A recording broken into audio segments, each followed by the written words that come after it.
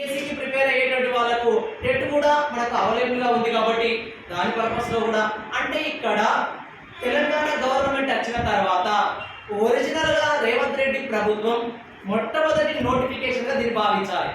గతంలో వెళ్ళి ఏమైనా ఫుల్ఫిల్ చేశారంటే కొత్త నోటిఫికేషన్ అనేది వాళ్ళు వచ్చినప్పటి నుండి ఏది రాలేదని మనకు. కానీ గ్రూప్ 1 లో మాత్రం 503 పోస్టులు ఉంటే కేసీఆర్ ప్రభుత్వం ఇచ్చినటువంటి 503 పోస్టులు ఉంటే 60 పోస్టులను కలిపి 563 పోస్టులతోటి నోటిఫికేషన్ రిలీజ్ చేయడం జరిగింది. అంతే తప్ప కొత్తగా పోస్టులు అనేవి వాళ్ళు రిలీజ్ చేయలేరు. కాబట్టి ఇప్పుడు రేవంత్ రెడ్డి గవర్నమెంట్ ఇచ్చేటువంటి మొదటి నోటిఫికేషన్ గా దీన్ని భావించవచ్చు.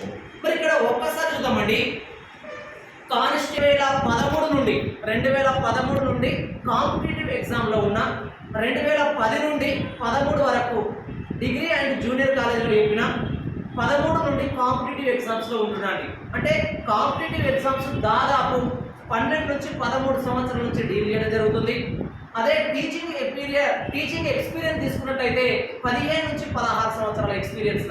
2010లో నేను స్టార్ట్ చేసిన టీచింగ్ ఫీల్డ్లోకి 2010 నుండి 2025 వరకు కంటిన్యూషన్గా కరీంనగర్లో కానీ తెలంగాణలో ఉన్నటువంటి గవర్నమెంట్ స్టడీ సర్కిల్ కానీ ఎస్సీ స్టడీ సర్కిల్ కానీ బీసీ స్టడీ సర్కిల్ కానీ మైనారిటీ స్టడీ సర్కిల్ కానీ కరీంనగర్తో పాటు తెలంగాణలో ఉన్నటువంటి వివిధ జిల్లాలతో పాటు ఆంధ్రప్రదేశ్లోని వివిధ జిల్లాల్లో కూడా నేను ఎకానమీని మేజర్గా గ్రూప్ 1 గ్రూప్ 2 పాయింట్ ఆఫ్ ఎక్కువ డీల్ చేస్తానండి.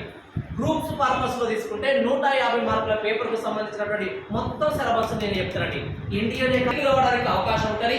మరి జీపీఓ పర్పస్లో చూసుకుంటే గత విఆర్ఓ ఎగ్జామ్ను ఇప్పుడు కంపేర్ చేసుకుంటే ఏంటిదంటే ఇక్కడ మేజర్గా ఏంటంటే మ్యాథ్స్ పాయింట్ ఆఫ్లో ఒకటి వదిలిపెడితే జనరల్ స్టడీస్ మీదకి వెళ్ళి మనం మాట్లాడుకుందామండి. జనరల్ స్టడీస్ మీదకి వెళ్ళి రెగ్యులర్గా కరెంట్ అఫైర్స్ అనేది ఖచ్చితంగా మీరు పిల్లలు.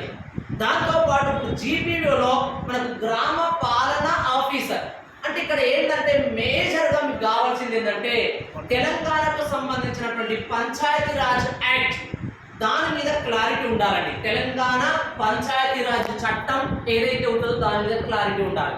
ప్లస్ అదేవిధంగా దాంతో పాటు ఈ మధ్య కాలంలో ఒకప్పుడు కేసీఆర్ గవర్నమెంట్ ఏమో ధరణి పోర్టల్ తీసుకురావడం జరిగింది. ఇప్పుడు ధరణి పోర్టల్ను పక్కన పెట్టి రేవంత్ రెడ్డి గవర్నమెంట్ భూభారతి చట్టాన్ని తీసుకురావడం జరిగిందండి.